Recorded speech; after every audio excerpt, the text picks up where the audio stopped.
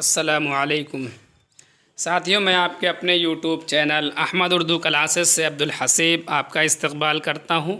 आइए दोस्तों, आज हम सीटेट 2021 के लिए पुराना पेपर लेकर के हाज़िर हुए हैं। ये सीटेट में पूछे गए प्रश्न हैं और ये सेकंड लैंग्वेज का पेपर है। आइए हम लोग इसको हल करते हैं।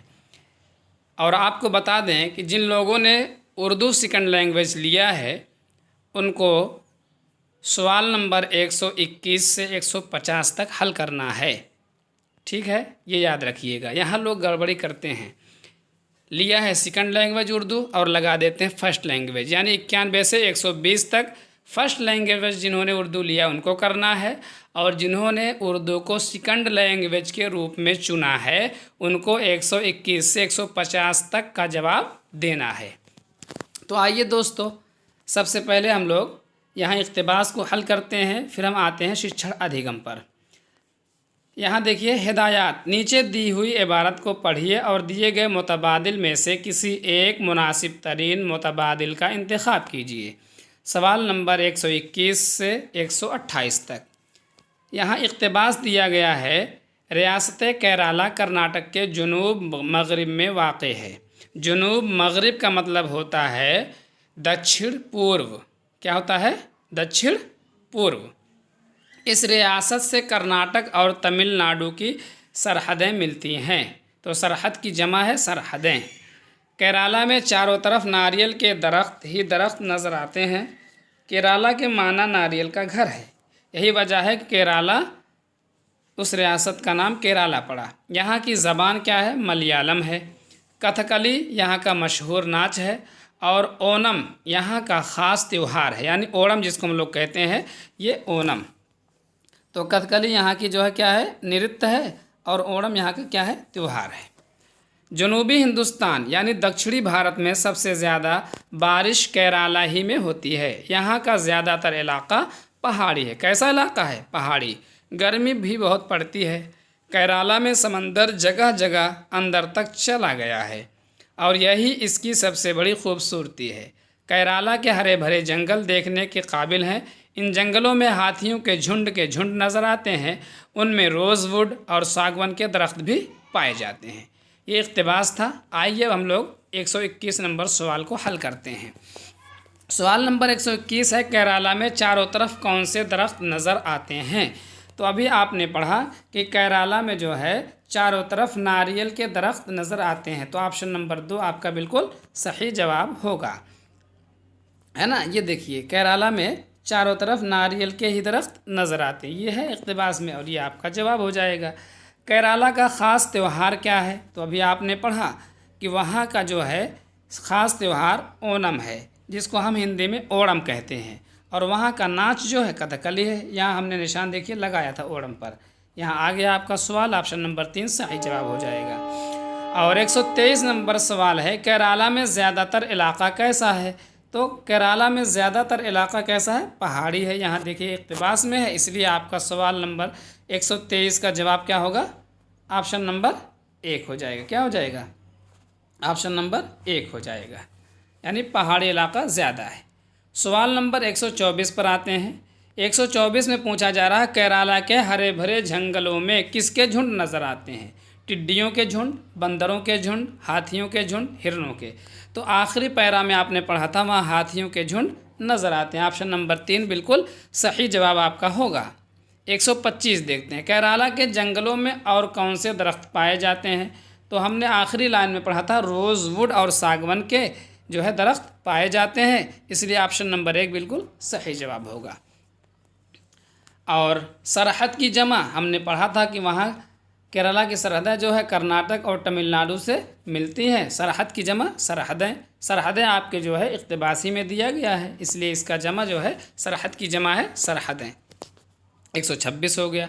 127 देखते हैं, ख़ास का मुतज़ाद है। ख़ास यानी विशेष, और आम यानी सामान्य, तो आम इसका मुतज़ाद है, यानी उल्टा है। ठीक है। 128 नंबर सवाल है, रियासत केरला से किन 2 रियासतों की यानी किन 2 राज्यों की सरहदें मिलती हैं? तो कर्नाटक और तमिलनाडु की सरहदें जो हैं ये कर्नाटक और तमिलनाडु की सरहदें केरला से मिलती हैं, इसलिए ऑप्शन नंबर 1 बिल्कुल सही जवाब हो जाएगा।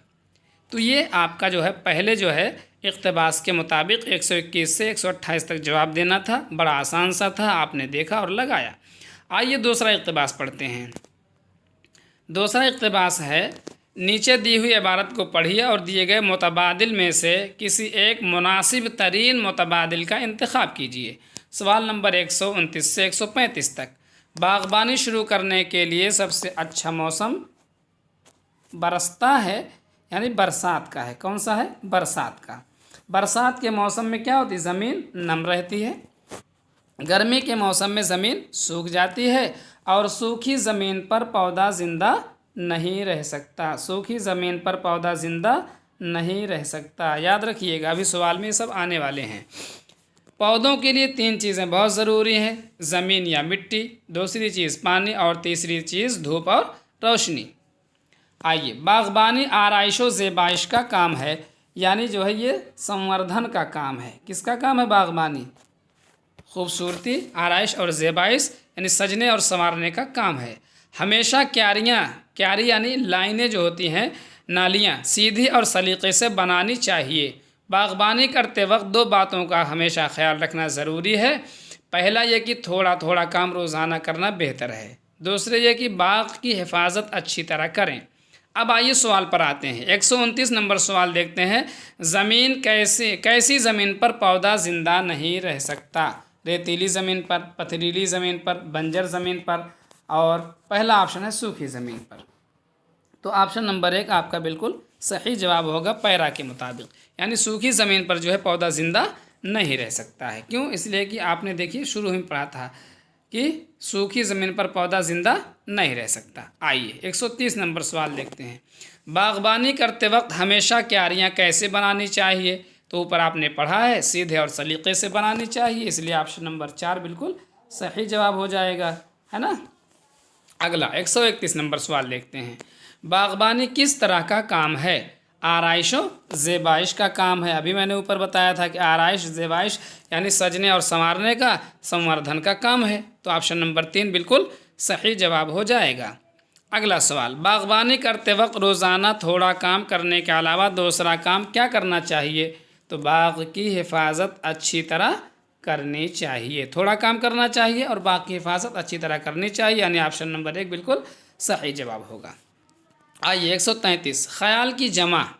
तो जमा क्या है? ख्यालात है। ख्याल की जमा ख्यालात, यानी ऑप्शन नंबर 1 बिल्कुल सही जवाब होगा। अगला सवाल 134 नंबर, धूप का मुतज़ाद। तो आप जानते हैं धूप का छाँव होता है। धूप का छाँव होता है। ऑप्शन नंबर 2 बिल्कुल सही जवाब है। सवाल नंबर 135 देखते हैं। ज़मीन किस मौसम में नम रहती है?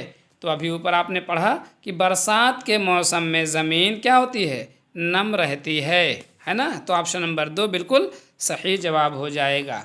अब आइए, आपको पढ़ना है शिक्षण अधिगम 136 से। आइए 136 पर हम लोग चलते हैं। सवाल नंबर 136 देखते हैं। पूछा जा रहा है, दर्जे झैल में से कौन ज़बान के इक्तिसाब में बच्चे के लिए सबसे अहम रोल अदा करता है? तो सबसे पहले हम आपको बता दें कि ज़बान के इक्तिसाब किसे कहते हैं और आमोजिश किसे कहते हैं? तो आपने पढ़ा होगा अधिगम। और अधिगम क्या है? ये जो है सीखा जाता है। अधिगम क्या है? सीखा जाता है, यानी उसको हम जो है औपचारिक रूप से विद्यालय में कक्ष में उसको सीखते हैं, क्लासरूम में सीखते हैं। तो वो क्या कहलाता है? अधिगम और आमोजिश। और इक्तिसाब क्या है? यानी अर्जन। ये एक फितरी जो है जन्मजात सलाहियत है, फितरी योग्यता, फितरी सलाहियत है। तो भाषा यानी ज़बान के इक्तिसाब में, यानी जो बच्चा फितरी तौर पर ज़बान सीखता है, जैसे मादरी ज़बान सीखता है, कह रहे हैं कि ज़बान के इक्तिसाब में बच्चे के लिए सबसे अहम रोल कौन अदा करता है? शिक्षक यानी उस्ताद, घर, स्कूल, मीडिया। तो दोस्तों देखिए, इक्तिसाब जो होता है, इक्तिसाब के ज़रिए हम लोग फितरी तौर पर यानी जन्मजात तौर पर अपनी सलाहियत का इस्तेमाल करके मादरी ज़बान यानी मदर टंग को सीखते हैं। तो इसके लिए सबसे बेहतर ऑप्शन होगा घर, क्योंकि हम आँख खोलते हैं अपने घरों में और बचपन का ज़माना हमारे घरों में और आसपास में गुज़रता है, तो हम उनकी बातों को सुन कर के जो है अनुकरण करते हैं और नकल करते हैं, फिर हम उसको सीखते हैं। तो ज़बान के इक्तिसाब में, इक्तिसाब क्या होता है? फितरी तौर पर होता है, जन्मजात होती है ना, इसके लिए विद्यालय और स्कूल जाने की ज़रूरत नहीं पड़ती है। 137 नंबर सवाल, कवायद के उसूलों को याद करना इस तरीक़ेकार की बुनियाद है। तो कवायद के उसूल जो हैं, ग्रामर के जो नियम हैं करें, उनको याद करना इस तरीक़ेकार के यानी काम के इस विधि की बुनियाद किस तरीक़े पर है? तो साख्तियाती तरीक़ा, रास्त तरीक़ा, कवायद का वाज़ाहती तरीक़ा, फितरी तरीक़ा। साख्तियाती तरीक़ा क्या होता है कि इसमें जो है लफ्ज़ों की बनावट, उसके उसूल और कवायद से बहस की जाती है। रास्त तरीक़ा यानी डायरेक्ट मेथड जो होता है ये है। कवायद का वज़ाहती तरीक़ा यानी ग्रामर का व्याख्यात्मक जो है विधि जो होती है उसको कवायद का वज़ाहती तरीक़ा कहते हैं। फितरी तरीक़ा यानी प्राकृतिक विधि। यहाँ पूछा जा रहा कवायद के उसूल को याद करना ये किस तरीक़े के शिक्षण विधि पर आधारित है? तो ये साख्तियाती तरीक़ा पर आधारित है, क्योंकि साख्तियाती तरीक़ा में क्या है, लफ्ज़ों की बनावट पर जोर दिया जाता है और इसके ज़रिए से जो है कवायद के उसूल, कवायद का इल्म को, कवायद और ग्रामर के इल्म को, व्याकरण के इल्म को क्या होता है, सीखा जाता है। ऑप्शन नंबर 1 बिल्कुल सही जवाब होगा। ठीक है, 138 पर आते हैं। ज़बान की आमोजिश में कोई अहमियत नहीं है। तो ऊपर आपने इक्तिसाब पढ़ा था। इक्तिसाब क्या होता है? फितरी होता है, जन्मजात होती है, उसको हम जो है अपने माहौल में, अपने वातावरण में, समाजी तामुल में यानी अंतःक्रिया के माध्यम से सीख लेते हैं। और यहाँ ज़बान की आमोजिश पूछी जा रही है, यानी अधिगम के बारे में पूछा जा रहा है और कहा जा रहा है भाषा के अधिगम में कोई अहमियत, कोई महत्व नहीं होती है। किसकी? तरतीब की, ख़ुद एतमादी की, आमोज़शी रवैये की, तर्जमा की। तरतीब कहते हैं कर्म की, है ना। ख़ुद एतमादी कहते हैं कि अपने अंदर ये जो भरोसा होता है, अपने आप पर भरोसे की। तो अपने आप पर भरोसे की तो अहमियत होती है, क्योंकि अगर आप ये सोच लेंगे कि मैं सीख नहीं सकता तो कोई भी काम आप नहीं कर सकते। आमोज़शी रवैये की यानी अधिगम की जो तरीक़े हैं उसकी भी अहमियत होती है, और तर्जमे की यानी अनुवाद की, इसी के माध्यम से तो हम किसी लफ्ज़ का माना सीखते हैं, उसका अर्थ समझते हैं। तो तर्जमे की भी अहमियत होती है। किसकी अहमियत नहीं होती है? कर्म और तरतीब की, यानी किसी चीज़ को हम तरतीब से सीखें यानी कर्मानुसार सीखें, इसकी कोई अहमियत नहीं है। तो भाषा के आमोजिश में, भाषा के अधिगम में तरतीब की, कर्म की कोई क्या है, महत्व, कोई महत्व इसका नहीं है। इसलिए ऑप्शन नंबर 1 बिल्कुल सही जवाब हो जाएगा। अगला सवाल, आप बच्चों को लिखने के बारे में बताने के लिए एक उस्ताद की हैसियत से क्या करेंगे? यानी आप एक टीचर हैं, बच्चों को लिखने के बारे में बताने जा रहे हैं, कह रहे हैं आप एक शिक्षक होने के नाते से क्या करेंगे? बच्चों से उस ज़बान के हरूफ ताजी लिखने के लिए कहेंगे, यानी बच्चों से वर्णमाला लिखवाएंगे। दूसरा ऑप्शन है बच्चों को अपने ख़यालात कलमबंद करने का मौका फराहम किया जाएगा, यानी बच्चों को अपने जो है कल्पनाओं को लिखने का अवसर प्रदान किया जाएगा। तीसरा है बच्चों से पहले याद करने और फिर खुशखत अंदाज में एक इक़्तिबास लिखने के लिए कहा जाएगा। चौथा है बच्चों को तख्ता स्याह से हरूफ को लिखने का मौका फराहम किया जाएगा। तो दोस्तों देखिए, कह रहे हैं बच्चों को लिखने के बारे में आपको बताना है, तो एक टीचर होने की हैसियत से क्या करना चाहिए आपको? तो बच्चों से वर्णमाला लिखने के लिए कहेंगे। एस या नो में, हाँ या ना में जवाब दीजिए। तो वर्णमाला नहीं लिखवाएंगे, ये ऑप्शन कट गया। दूसरा है, तीसरा ऑप्शन देखिए, बच्चों से पहले याद करने, तो याद करना आ गया, ये भी निगेटिव वर्ड है तो इससे भी कट गया। चौथा है बच्चों को तख्ता स्याह से हरूफ को लिखने का मौका फराहम किया जाएगा, ये भी कट जाएगा, क्योंकि इससे बेहतर ऑप्शन आपको मिल रहा है। कौन सा? ऑप्शन नंबर 2, बच्चों को अपने ख़यालात, यानी इसमें अभिव्यक्ति ज़्यादा है। अपने माफी ज़मीर को, अपने सोची हुई बात को, अपनी कल्पना को जो है लिखने का मौका बच्चों को आप देंगे, तो बच्चे क्या होंगे? लिखना आसानी से सीख जाएंगे। इसलिए ऑप्शन नंबर 2 बिल्कुल सही जवाब होगा, क्योंकि इसमें बच्चों की अभिव्यक्ति ज़्यादा है। ठीक है, इसमें करके वो खुद सीखेंगे। 140 नंबर पर आइए। बच्चों के लिए तदरीसी आमोजशी मवाद यानी शिक्षण अधिगम सामग्री, जिसको हम TLM के नाम से जानते हैं, कह रहे हैं इसके इंतखाब में, इसके चुनाव में सबसे अहम नुक्ता क्या है, यानी सबसे अहम चीज़, महत्वपूर्ण चीज़ क्या है। कह रहे हैं इसे करीबी बाज़ार में दस्तयाब होना चाहिए। हाँ, ये भी हो सकता है, करीब में पास पड़ोस में मिले। उसे बहुत ज़्यादा महंगा नहीं होना चाहिए। हाँ, ये भी हो सकता है। लेकिन हमको देखिए, अब ये सारे ऑप्शन क्या हो रहे हैं, सब सही लग रहे हैं। तीसरा ऑप्शन है इसे तलबा का तैयार करदा होना चाहिए, यानी इसको बच्चों ने खुद बनाया हो, ये भी सही है। चौथा है इसे सयाक के मुताबिक और मरबूत अंदाज में इस्तेमाल होना चाहिए, यानी जो चीज़ें आप पढ़ाने जा रहे हैं उससे रिलेटेड हो, उससे ये संबंधित होना चाहिए। तो देखिए चारों ऑप्शन सही लग रहे हैं, लेकिन अब इसमें सबसे बेहतर ऑप्शन कौन सा है, तो इसे तलबा द्वारा, बच्चों द्वारा क्या हो, तैयार करदा होना चाहिए। अगर बच्चे जो है TLM को तैयार करेंगे, आमोजशी मवाद को तैयार करेंगे, तो वो उनके लिए सीखने में सबसे ज़्यादा मुआविन और बेहतर होगा। इसलिए ऑप्शन नंबर 3 बिल्कुल सही जवाब होगा। आइए 141 को देखते हैं। दूसरी जमात के चंद तलबा को बाज़ सौतियों, सौत कहते हैं आवाज़ को, है ना, कि अदायगी में, यानी लफ्ज़ आवाज़ों के उच्चारण में परेशानी हो रही है। तलबा की इस परेशानी को हल करने के लिए सबसे प्रभावकारी तरीक़ा क्या है, सबसे मुअस्सिर हिकमत अमली क्या होगी, यानी सबसे प्रभावकारी तरीक़ा क्या होगा। पहला है इंसानी मुँह के एक मॉडल के इस्तेमाल से ख़ास सौतिया की हामिल अदायगी के नुक्तों को पेश करना चाहिए। दूसरा ऑप्शन है इसे हम काफ़िया लफ्ज़ों और पूरे लफ्ज़ में सौतिया की तख्लीक़ और शनाख्त जैसी जुड़वा सरगर्मी का कम से कम इस्तेमाल करना चाहिए। तीसरा ऑप्शन है मतन को बआवाज़े बुलंद पढ़ना और सौतियों को नुमाया करके उनके इस्तेमाल की वजाहत करनी चाहिए। चौथा, तलबा को मश्क दी जाए ताकि उसे बार बार दोहराकर अपनी परेशानी पर काबू पा सकें। आइए हम लोग देखते हैं। तो पहला ऑप्शन क्या है, इंसानी मुँह के एक मॉडल के इस्तेमाल से, यानी इंसानों के मुंह का एक मॉडल बनाया जाए, ख़ास सौतिया की हामिल अदायगी के नुक्तों को पेश किया जाए, यानी दिखाया जाए कि मॉडल बना करके कि ये लफ्ज़, ये आवाज़ यहाँ से उच्चारित होती है, इसका तलफ़ुज़ यहाँ से होता है, जैसे चित्रों के माध्यम से। कह रहे हैं इसे हम काफ़िया लफ्ज़ों और पूरे लफ्ज़ में, यानी सौतिया की तख्लीक़, यानी आवाज़ की बनावट कैसी है और उसकी पहचान कैसी कर है, जुड़वा सरगर्मी का कम से कम इस्तेमाल करना चाहिए। तो ये दोनों ऑप्शन तो कट गए, क्योंकि कम से कम इस्तेमाल होगा तो बच्चा समझेगा ही नहीं।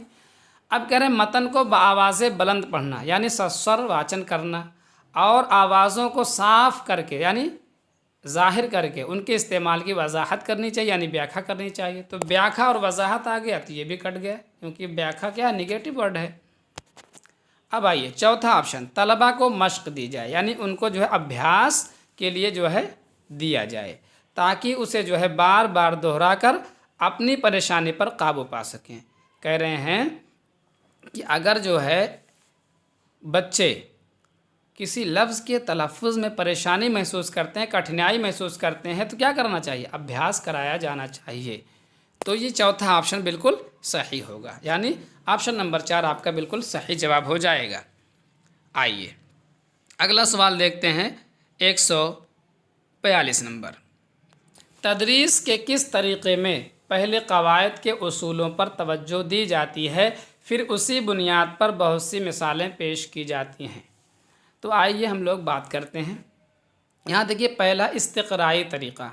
इस्तिक़राई तरीक़ा में क्या होता है कि पहले उदाहरण जो है दिए जाते हैं, फिर उदाहरण से नियम की ओर जाया जाता है। तो ये कौन सा तरीक़ा हुआ, आगमन विधि हो गया। कौन सा, इस्तिक़राई क्या है, आगमन विधि। और दूसरा है इस्तिख़राजी तरीक़ा, यानी पहले नियम बताए जाते हैं, पहले उसूल बताए जाते हैं, फिर उदाहरण दिए जाते हैं। तो ये क्या हो गया, निगमन विधि हो गया। कवायद के वजाहत का तरीक़ा यानी ग्रामर के व्याख्या का जो है तरीक़ा, रास्त तरीक़ा यानी डायरेक्ट विधि। तो अब पूछ रहे हैं कि तदरीस के किस तरीक़े में यानी शिक्षण के किस विधि में पहले कवायद के, पहले ग्रामर के नियमों पर तवज्जो दी जाती है, फिर उसी बेस पर, उसी बुनियाद पर बहुत सारी मिसालें यानी उदाहरण पेश किए जाते हैं। तो इसका सही जवाब आपका होगा इस्तिखराजी तरीक़ा, क्योंकि इस्तिखराजी तरीक़ा आपका क्या है, निगमन विधि है ना। पहले नियम बताए जा रहे हैं, उसूल, कवायद के उसूल, ग्रामर के नियम, फिर उदाहरण दिए जा रहे हैं। तो आपका सही जवाब क्या होगा, इस्तिखराजी तरीक़ा। तो आगमन विधि क्या है, इस्तिक़राई है, और निगमन विधि इस्तिखराजी है। ये दोनों याद कर लीजिए, बहुत बार पूछा गया है। 143 नंबर देखिए, आमोज़गार यानी अधिगमकर्ता किस तरह ज़बान का इक्तिसाब करता है, यानी किस तरह वो भाषा का अर्जन करता है, हासिल करता है, ग्रहण करता है। करें फितरी तामुली माहौल में ज़बान को बरत कर, यानी प्राकृतिक सामाजिक अंतःक्रिया में। दूसरा है ज़बान की साख्त का तज्ज़िया करके, यानी भाषा की बनावट को खंडों में बांटकर। तीसरा है ज़बान के अदब का मुताला करके, और चौथा है ज़बान के यानी भाषा के बोलने वालों की सभ्यता का मुताला करके। तो दोस्तों, आमोज़गार जो होता है, अधिगमकर्ता जो होता है, करें ज़बान का इक्तिसाब कैसे करता है। तो मादरी ज़बान हम लोग कैसे सीखते हैं बताओ, फितरी तामुली माहौल में ज़बान का इस्तेमाल करके। इसलिए ऑप्शन नंबर 1 बिल्कुल सही जवाब हो जाएगा, क्योंकि आप क्या करते हैं, इक्तिसाब कहाँ करते हैं, सामाजिक अंतःक्रिया, अपने वातावरण में। फितरी तामुली माहौल यानी सामाजिक अंतःक्रिया, सामाजिक जो है प्राकृतिक वातावरण में करते हैं। आइए 144 पर चलते हैं। दर्जे झैल में से कौन लतीफ़ हरकी, हरकत के माने होता है हिलना, हरकी महारत को फ़रोग़ देने की मिसाल है। देखिए, आपने पढ़ा नहीं है, वीडियो अगर देखा होगा तो आपको मैंने पढ़ाया है प्लेलिस्ट में, जो है सीटेट की प्लेलिस्ट में आप जा कर के देख लीजिए कि लिखने की महारतें जो हमने पढ़ाई हैं, यानी चैप्टर 4 उसमें है, एक होता मोटर स्किल और एक होता है फाइन मोटर स्किल। तो हरकी महारत क्या है, उछलना कूदना नहीं है, चढ़ना नहीं है, बल्कि क्या है, लिखना। लिखने में क्या होता है, लतीफ़ हरकी महारत को शामिल किया जाता है। यानी यहाँ जो है आप फाइन मोटर स्किल के माध्यम से लिखते हैं।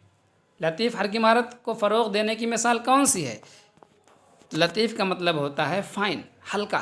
तो लिखने में क्या करते हैं, हम अपने उंगलियों को हल्का सा हिलाते हैं, है ना। और उछलने कूदने में क्या होता है, बहुत ज़्यादा होता है, लतीफ़ नहीं होता बल्कि भारी हो जाता है। इसलिए ऑप्शन नंबर सी आपका क्या होगा, बिल्कुल सही जवाब हो जाएगा। लतीफ़ हरकी महारत, बहुत लोग उसके हुरकी हुरकी पढ़ते हैं, हुरकी हुरकी कुछ नहीं होता दोस्तों, बल्कि हरकत यानी हिलना है। तो लतीफ़ का मतलब होता है बारीक, यानी हल्के से हिलाना या हल्के से हिलना। किस अमल में होगा, लिखने में होगा। पढ़ने में भी तो ज़बान हिलती है, या एकदम मौन वाचन करेंगे तो कुछ नहीं हिलेगा, आँख से पढ़ेंगे, स्क्रीनिंग करेंगे तो वहाँ हरकत ही नहीं होगी। और चढ़ने में तो बहुत ज़्यादा, और उछलने कूदने में तो और ज़्यादा। इसलिए ऑप्शन नंबर सी आपका सही जवाब होगा। ये लतीफ़ हरकी महारत है, वहाँ मोटर स्किल और फाइन मोटर स्किल हमने पढ़ाया है, आप लोग वीडियो के प्लेलिस्ट में जाकर के सीटेड वाले में देख सकते हैं।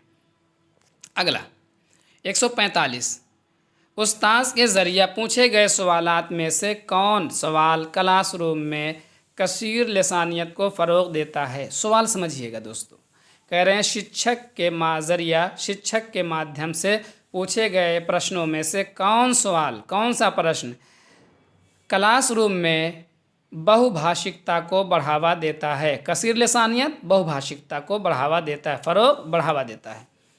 एक गुब्बारा उड़कर कितनी ऊंचाई तक जा सकता है, ये सवाल। सब्जियों के नाम अपनी ज़बान में लिखें। तीसरा ऑप्शन है, क्या आपके पास कोई पालतू जानवर है। चौथा है, क्या तुम ख़त लिख चुके हो। तो अब देखिए, एक गुब्बारा उड़कर कितनी ऊंचाई तक जा सकता है, इसमें क्या करेंगे, बहुत ज़्यादा ज़्यादा जो आपके समझ में आए बता देंगे। सब्जियों की ज़बान जो है, सब्जियों के नाम अपनी ज़बान में लिखने के लिए कहा जाएगा। तो कुछ लोग उसको लौकी लिखेंगे, कुछ लोग उसको कद्दू लिखेंगे, हर तरह के लोग उसको अपने तरीक़े से जो जहाँ बोला जाता होगा तो लिखेंगे, है ना। इसलिए जो है ऑप्शन नंबर 2 बिल्कुल सही जवाब होगा। अगला सवाल 146 नंबर, इब्तदाई दर्जात में यानी प्राथमिक स्तर पर नज़्मों को पढ़ाना चाहिए यानी कविताओं को पढ़ाना चाहिए क्योंकि अब आपको जवाब देना है। ये आमोज़गारों को हदफ़ ज़बान बोलने का मौका फ़राहम करती है, यानी ये अधिगमकर्ताओं को हदफ़ ज़बान यानी भाषा के लक्ष्य को बोलने का मौका प्रदान करती है, अवसर प्रदान करती है। आमोज़गारों को नज़्म ज़ब्त में रखती है यानी अनुशासित रखती है। आमोज़गारों को हदफ़ ज़बान के क़वायद की आमोज़िश में मुआविन होती है, यानी सीखने वालों को जो है हदफ़ ज़बान के ग्रामर के सीखने में क्या होती है, सहायक होती है। और चौथा, मुश्किल अल्फाज की वजाहत यानी व्याख्या और फिर जुमला साजी यानी फिर शब्दों को के निर्माण में सीखने वालों की क्या करती है, मदद करती है। तो दोस्तों इसका सही जवाब क्या होगा बताइए। चलिए इसका जो सही जवाब होगा, देखिए नज़्म ज़ब्त में रखने के लिए कहानियाँ नहीं सुनाई जाती, इसलिए दूसरा ऑप्शन तो कट गया। और आमोज़गारों को हदफ़ ज़बान बोलने का मौका फ़राहम करती है। तीसरा ऑप्शन देखिए, आमोज़गारों को हदफ़ ज़बान के क़वायद की आमोज़िश में मुआविन होती है। अब देखिए दूसरा ऑप्शन और तीसरा ऑप्शन और पहला ऑप्शन, इसमें कुछ मिल रहा है। वहाँ आमोज़गारों को हदफ़ ज़बान का मौका फ़राहम कर दिया, यहाँ क्या है, उससे बढ़िया ऑप्शन आपको मिल रहा है आमोज़गारों को हदफ़ ज़बान की क़वायद की आमोज़िश में। और आपको पता है कि जब आमोज़गारों को यानी सीखने वालों को हदफ़ ज़बान की क़वायद पता होंगे, ग्रामर पता होंगे, तो फिर वो लफ्ज़ का उच्चारण, लफ्ज़ का माना भी समझेंगे। इसलिए आपका जो है ऑप्शन नंबर 3 सही जवाब होगा। अगला सवाल 147 नंबर,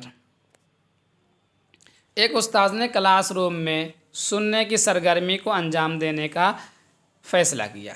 उसने इस अमल में आमोज़गारों को शामिल करने के लिए यानी अधिगमकर्ताओं को शामिल करने के लिए कुछ सोचा और सरगर्मियों और कामों का एक मंसूबा बनाया, जैसे दिलचस्पी पैदा करने और बहस व मुबाहसे के लिए यानी वार्तालाप के लिए, सवाल व जवाब के लिए कुछ तफ्तीशी सवालात।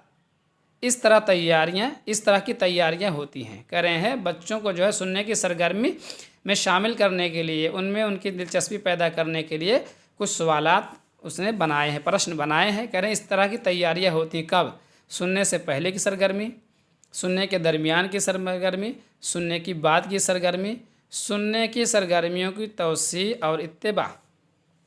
तो सुनने से पहले की सरगर्मी ये नहीं हो सकती, क्योंकि जब तक सुनेंगे नहीं तब तक जवाब कैसे देंगे। और सुनने के बाद की सरगर्मी भी नहीं होगी, क्योंकि एक ही सवाल पूछ करके तो भागना नहीं है टीचर को।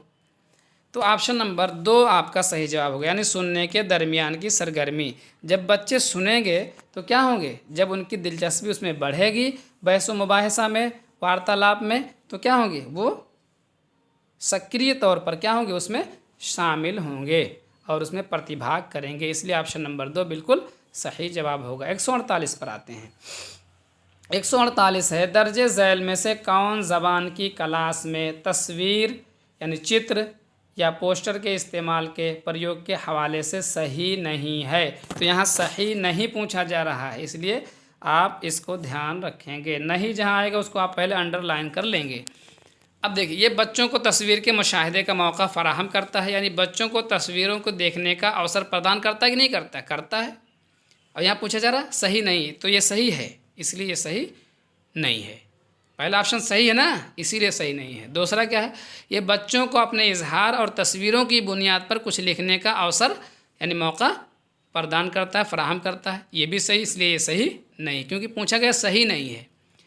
और तीसरा है, ये बच्चों की ख़याली दुनिया और क्लास में तख्लीक़ियत का मौका फ़राहम करता है। करें बच्चों की कल्पनात्मक दुनिया में ले जाती है और क्लास में जो सृजनात्मकता का विकास करने का मौका और अवसर देता है। तो ये भी सही, इसलिए ये भी सही नहीं है। चौथा ऑप्शन है, ये बच्चों को सुनने की महारत को फ़रोग़ देने का मौका फ़राहम करता है। अब बताओ, चित्र लगा हुआ है, पोस्टर लगे हुए हैं, तो ये सुनने का मौका कहाँ से देगा, तो इसमें तो कुछ सुनाई नहीं देगा, क्योंकि ये क्या है, दृश्य सामग्री है ना, तो इसलिए सुनने का इसमें कोई चांस नहीं। इसलिए ऑप्शन नंबर 4 क्या है, ये सही नहीं है और आपका सवाल का जो जवाब यही सही है, ऑप्शन नंबर 4। 149 नंबर देखिए, यहाँ तक कि इब्तदाई ख्वादगी यानी प्राथमिक स्तर पर पढ़ने की सतह पर डॉट डॉट का शुमार लिखने में होता है, हरूफ बनाने, लफ्ज़ों को लिखने, जुमले बनाने, ड्राइंग। तो ये सवाल बहुत अहम है कि ड्राइंग का इस्तेमाल इब्तदाई ख्वादगी की सतह पर जो है ड्राइंग का शुमार क्या होता है, लिखने में होता है। जो बच्चे आड़ी तिरछी लकीरें बनाते हैं ये भी क्या है, लिखना है। आड़ी तिरछी लकीरें क्या है, लिखना है। और पढ़ना क्या होता है, तर्जमाना गढ़ना होता है, अर्थ गढ़ना होता है। तो ड्राइंग बनाना, चित्र बनाना ये भी क्या है, लिखने में शामिल है। तो यहाँ क्या भरा जाएगा, ड्राइंग का शुमार लिखने में होता है। 149 नंबर का आपका चौथा ऑप्शन सही होगा, है ना। आइए आज के आखिरी सवाल पर आते हैं। दर्जे झैल में से कौन आमोज़गारों की ज़बान की जांच के बारे में सबसे अहम है। कह रहे हैं सीखने वालों की भाषा के जांच के बारे में सबसे अहम है। Checklist, rating scale, portfolio और तामुल यानी अंतःक्रिया। तो यहाँ सबसे अच्छा जो जवाब बनेगा वो होगा पोर्टफोलियो, क्योंकि ये बच्चों की जो है उनके क्या है, उनके आमोज़गारों ने जो कुछ सीखा है उसका जो है तरतीबवार ज़ख़ीरा है, यानी बच्चों की उपलब्धियों का क्रमिक संग्रह है। तो आमोज़गारों की ज़बान की जांच के बारे में सबसे अहम क्या है, पोर्टफोलियो है। यहाँ तामुल दिया ये भी हो सकता था, लेकिन अगर समाजी तामुल हुआ होता तो हो सकता था, लेकिन इन्होंने समाजी को काट दिया है। तो इसलिए सिर्फ अंतःक्रिया है। किसके साथ अंतःक्रिया कुछ पता नहीं। अगर समाजी तामुल देता यानी सामाजिक अंतःक्रिया देता तो ये ऑप्शन हो सकता था। इसलिए ऑप्शन नंबर 3 बिल्कुल सही जवाब है। तो दोस्तों आपको वीडियो कैसा लगा, उम्मीद करते हैं कि पसंद आया होगा और समझ में भी आया होगा। चलिए मिलते हैं अगली वीडियो में, तब तक के लिए खुदा हाफिज़, अस्सलामु अलैकुम।